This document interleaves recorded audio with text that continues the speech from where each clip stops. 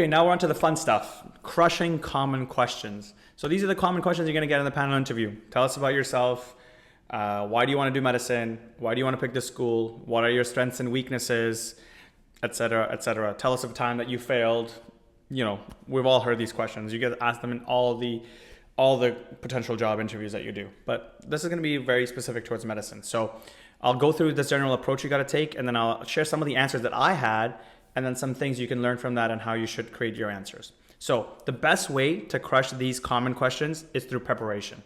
Like hands down, the more you prepare, the more you think through them deeply, the better you will be in that moment when they ask you. Without hesitation, without uncertainty, you're going to be able to like crush that because you've thought about it. You know what you're going to say. Now, I'm not saying that you need to memorize the answers, because I've heard and I know of some people who did that, and that is very obvious as an interviewer. I'm like, when I'm asking them, tell us about yourself, and then the person's like, you know, I grew up as when I was in this, blah, blah, blah, blah. And you're like, okay, this person's like clearly memorized it. So then that takes away from the actual content and the quality of that answer. Okay, so I'll tell you how you can get around that. But the best way is, again, through preparation. I'll tell you what I did. So in Canada, we have something called the CanMEDS framework, which is created by the Canadian Medical Association. It just tells you a framework of the different qualities of what makes a good physician.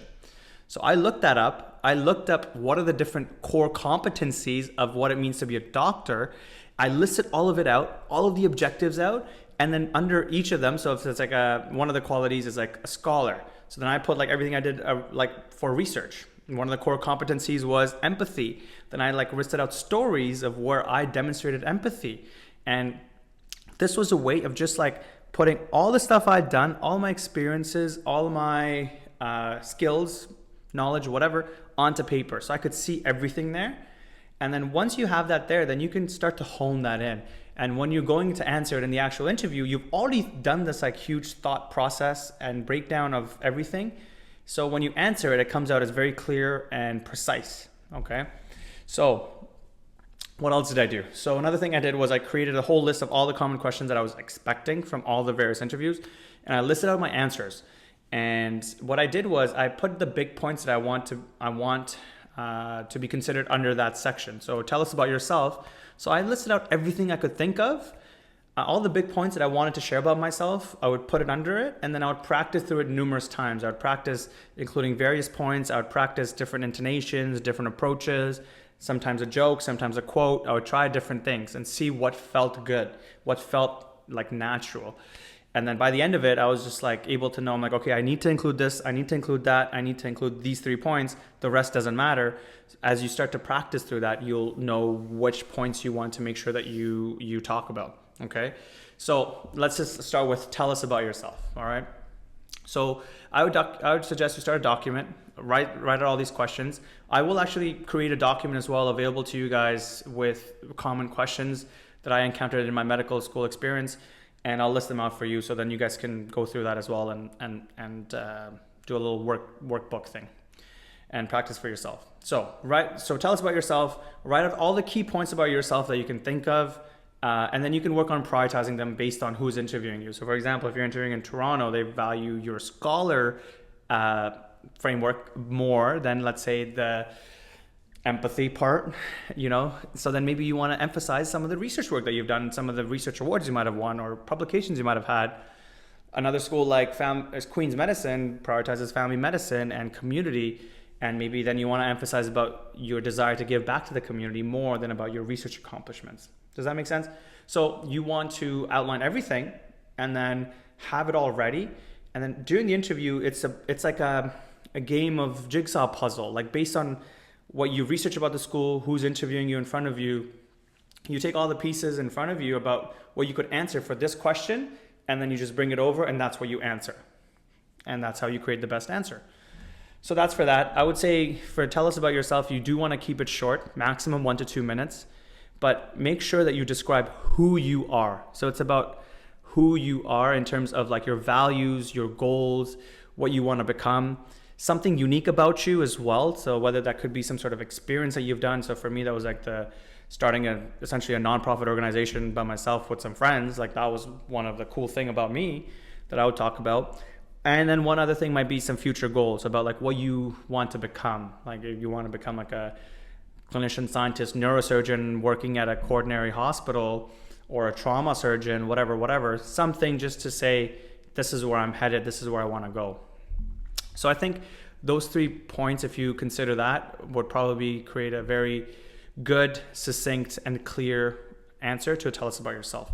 Now I'll give you an example of the things I listed on my tell us about yourself question. So these were the bullet points that I had. I said, Chintan, born in India, traveled in and living many different countries, India, Saudi Arabia, England, came to Canada in 2000. Other point, self-motivated, hard worker, strive to achieve perfection in any task I perform, strong believer in balanced lifestyle, enjoyed playing variety of sports, cricket, volleyball, basketball. My values are friendship, family, and teachers who have helped me learn lessons and morals that made me the person I am today. My desire to learn and thirst for knowledge is unquenchable. It's a little cringe, but yeah, that's just the gist of it.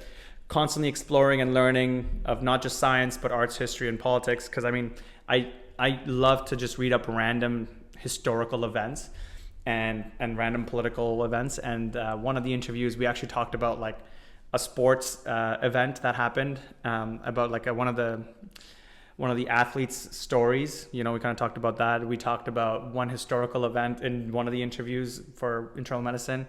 So it just really just depends. I mentioned that because that is who I am. I like collecting random different stories and different facts. And then, you know, I found someone else who was interested in that. And so that helped me stand out just right in the beginning with the first answer. So that was me. Another one was feel satisfied when I give back to my community, both locally and internationally. And it gives me motivation to keep on going. And then lastly, overall, I'm a person with rich life experiences and a strong set of morals, and I've persevered through many setbacks to become a more mature and motivated person. So these were my bullet points. This was not exactly what I answered, but these were the bullet points of where I drew what my answer would be. And so my answer would have been based on where I was interviewing, would have been a combo of these things that I would answer in that moment. So that one, it looks more natural and like it looks like I thought of it on the spot, but it still includes the key points that I want included. So I would suggest you start doing that. I'll share some of my answers here as well, so hopefully you guys can use that as reference. Second question, strengths and weaknesses. Okay, so again, a key concept here is you want to show, but don't tell. You don't want to say, I'm a very hard worker, I do what I say I'm going to do. Like, just share a story that tells that. So some of the points I listed under this was self-driven, highly motivated. I started a nonprofit group. I'm volunteering 7+ years consistently locally. I enjoy giving back to the community and internationally. And then I would list the examples of what I did. I did like Relay for Life, Global Health. I was a global educator for Canadian Hunger Foundation, where I go to high schools and teach about what the foundation is doing and how kids could help. So I did those things. So I would talk about that. And then as I was talking about it, that's what would tell the interviewers, like, oh, this guy likes to give back to the community because he's doing these things. So I wouldn't just say that I like giving back to the community. I would show it again. So that's a big key thing to remember. Another thing I said, I believe, one of my strong beliefs was that knowledge is most essential for driving society forward and creating a better world. And again, I show this through my experience in research and my dedication towards that, publications, etc. And then another strength is good communication skills, which allows me to be a good collaborator and manager, helps me to be more compassionate, empathetic. I was the president and founder of the Global Health. I was part of the Relay for Life that had 15 community members and over 100 volunteers that I was managing. Then the global educators, I'd go to school and give presentations. So again, these were like examples that supported me saying that I have good communication skills. If I just went and said I have good communication skills, they're not going to believe me, because everyone says that. Everyone says good things. But the stories and the examples is what helps them be convinced that you are a good communicator. Okay, so those were my strengths. Weaknesses. Now this is something that like people always trip up on, and they don't know whether to be too honest or not honest enough. So this is what I said. My weaknesses, very high standards for myself and colleagues. For example, I give myself and my colleagues too short of a deadline on a research for volunteering projects and for others as well. I made a goal to do 8 presentations with my partner for the Hunger Foundation, but we only did 5. So again, I'm too ambitious sometimes. I set goals very high. So again, this is like it's like the perfectionism weakness that people usually like make fun of, which is like an easy cop out because I mean, everyone wants to say I'm a perfectionist and I take too long to get things done. Everyone says that. So I would avoid that. Try to find something that's actually genuinely personal and that you feel is a genuine weakness. And to me, I did feel like this was a genuine weakness because of the high standards of myself. Then I would get upset with my partners and colleagues I would be working with and myself, and that would affect our working ability. So I felt that was a genuine weakness. Another one is that, and this was again very honest of me, was like sometimes I try to avoid conflict when a direct confrontation may be more effective at solving the situation. And I gave an example here. So when I was in India with like my group of, the NGO, a member had strayed away to get a haircut.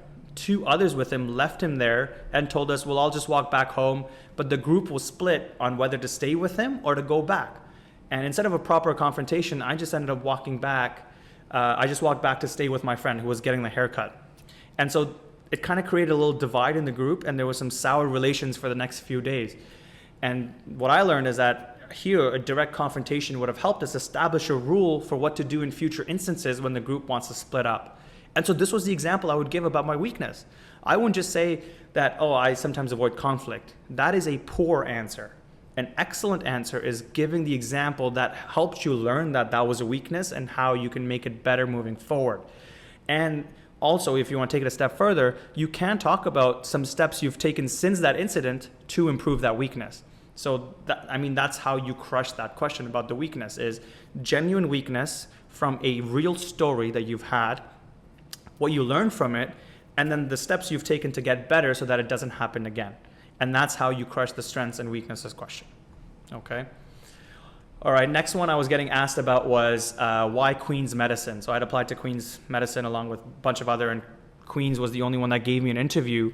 So this is what I had researched, and this is what I put down in my research document. 1, amalgamation of School of Medicine, Nursing, and Rehab Therapy.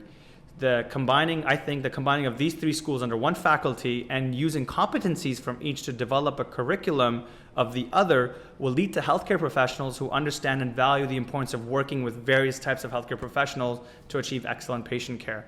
Now, this is crazy because they only did this like a couple years before I applied. And so it was a relatively new change within the School of Medicine at Queen's. And so me saying this immediately tells the interviewers that, hey, this guy knows what's going on with this school and he's genuinely interested and has thought about what the impact it's going to be in his education as a doctor. So you can see already why that's such a great answer. 2, sense of community. Class size of 100 people, so it's easier to get to know students, teachers, and faculty. And I think this environment for me personally will be the most conducive for learning. Number 3, early exposure to clinical experience. I looked up that in Queen's, you can set up observerships for other doctors and specialties in first year simply by emailing a faculty associated member and filling out a simple form. And I said I would love to take advantage of that. Again, that's such a great answer. New curriculum.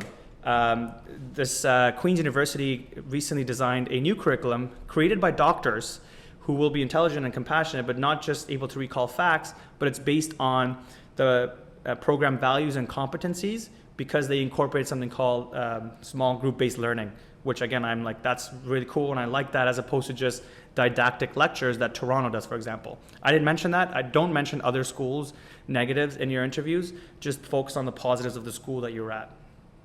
Clinical investigator program, I said this is a very good opportunity because if I want to become a clinician scientist, it gives me a direct pathway to doing so. And then last, I said various methods of employing to ensure learning. So small group learning, lectures, online materials, podcasts.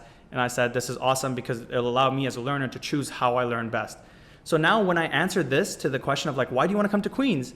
When I answer these things, you can see how specific these answers are, right?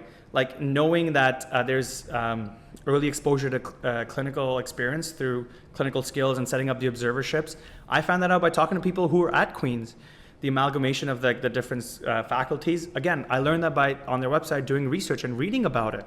So a lot of these things you'll learn by talking to people that are in that program and then doing research on your own and then creating and putting it all down. And this is what's going to really help you. And then the last thing they were asking is like, where do you see yourself in 5 to 10 years? So you'll get asked this question too. This is very common. So this is what my answer was. I said, assuming that my mindset and understanding will not change in the coming years from the new knowledge and experiences through medical school, which I suspect they likely will, but I see myself as either a resident of family medicine program or practicing as a family doc with possibly doing some research on the side. And I said, also, probably I see myself playing an important role in shaping Canadian healthcare system and in helping developing countries cope with their situations and developing new ways to improve and uplift them. Again, these are my exact words from way back when, from like 2012.